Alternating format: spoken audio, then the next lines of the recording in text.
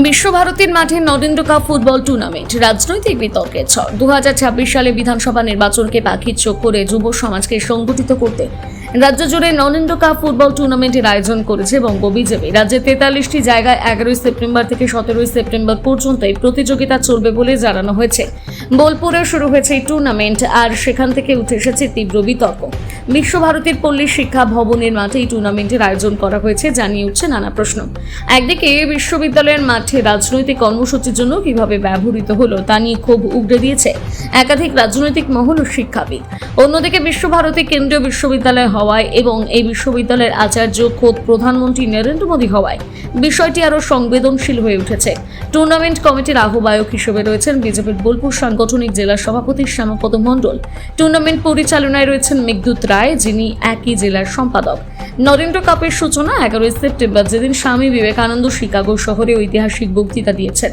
আর final match 17 September, প্রধানমন্ত্রী নরেন্দ্র মোদীর জন্মদিনে। রাজনৈতিক বিশ্লেষকদের মতে এই তারিখ নির্বাচন ও টুর্নামেন্টের নামকরণ সুচতুর প্রচার কৌশল ছাড়া কিছু নয়। বিশ্বভারতীর মতন প্রতিষ্ঠানের সরাসরি রাজনৈতিক রং লেগে যাওয়ার বিষয়টি নিয়ে প্রতিবাদ জানাচ্ছে বিরোধীরা।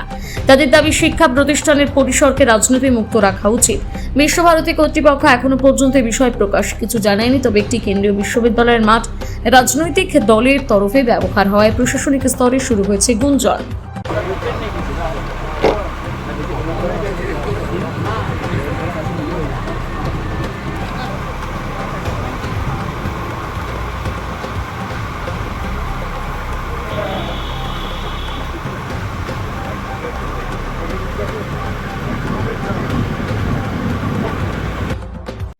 আজকে আমরা এখানে বোলপুরে নরেন্দ্র কাপ ফুটবল টুর্নামেন্টের শুরু করলাম। সারা রাজ্য জুড়ে প্রায় 1200 দল এই অরাজনৈতিক প্ল্যাটফর্ম থেকে এই টুর্নামেন্টে অংশ নিচ্ছে। প্রায় 25,000 খেলোয়াড় এই টুর্নামেন্টে খেলবে। গত 11 সেপ্টেম্বর স্বামী বিবেকানন্দ বা নরেন্দ্রনাথ দত্তের শিকাগো ধর্ম সম্মেলনে যে বক্তৃতার দিন ছিল, যে বিশ্ব ভ্রাতৃত্বের বার্তা নিয়ে স্বামীজি আমেরিকার মাটিতে গিয়ে the sisters and brothers of America call দিয়ে the Hindu monk of India ব্র্যান্ডকে, গেরুয়া বসনকে বিশ্বে এস্টাবলিশ করেছিলেন, তাকে সেলিব্রেট করার জন্য আমরা গত 11 তারিখ থেকে এই খেলা শুরু করেছি। এই খেলা শেষ হবে 17 সেপ্টেম্বর, প্রধানমন্ত্রী শ্রী নরেন্দ্র মোদীজির 75 বছর যেদিন পূর্ণতা পাচ্ছে, 75 বছর পূর্ণ হওয়ার দিন। অর্থাৎ স্বামীজি থেকে মোদীজি, এক নরেন্দ্র থেকে অন্য নরেন্দ্র।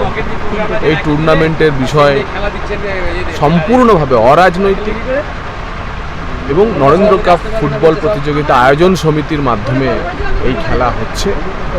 সুব্রত কাপের মতো যে স্কুল ফুটবল পশ্চিমবঙ্গে হয়, আমার মনে হয় তারপরে সবচেয়ে বড় যে টুর্নামেন্ট তা এই নরেন্দ্র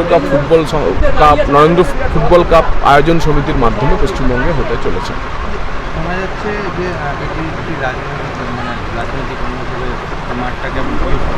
সবুজ মাঠ, 25,000 খেলোয়াড়, তাদের পায়ে ফুটবলের মধ্যেও যদি আপনারা রাজনীতি দেখেন, তাহলে আপনাদের সেই রাজনৈতিক চশমাটিকেই আমি খুলে রাখতে বলবো। আমি নিজেও একজন খেলোয়াড়, খেলতাম একসময়, ফুটবল খেলতাম, স্কুল কলেজে ফুটবল খেলেছি। আমি আজকে রাজনীতি করি বলে আমার পা থেকে ফুটবল চলে যাবে? তার ফলে যারা ফুটবল খেলছে, যে 25,000 ছেলে মেয়ে খেলছে, এটা ভাবুন। এবং এর সঙ্গে রাজনীতির কোনো সম্পর্ক নেই, এর সঙ্গে খেলা হবে গ্যাংয়েরও কোনো সম্পর্ক নেই। এই ফুটবল এক হয়ে একসাথে চলার বার্তা দেয়।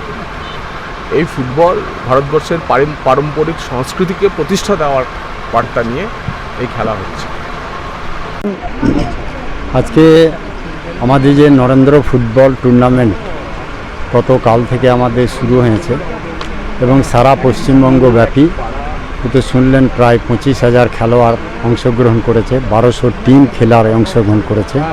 অর্থাৎ সেই রকমই একটি বোলপুর সাংগঠনিক জেলাতে 34টি মণ্ডল থেকে 34টি দল এখানে অংশগ্রহণ করেছে। সেই খেলা আজকে আমাদের ভারত সেবাশ্রম সংঘের স্বামীজি উদ্বোধন করেছেন প্রদীপ প্রজ্বলনের মাধ্যমে। আর সেই প্রথম ম্যাচের খেলা আজকে আমাদের শুরু হয়েছে, খেলা চলছে। এই খেলা আগামী 17ই সেপ্টেম্বর শেষ হবে।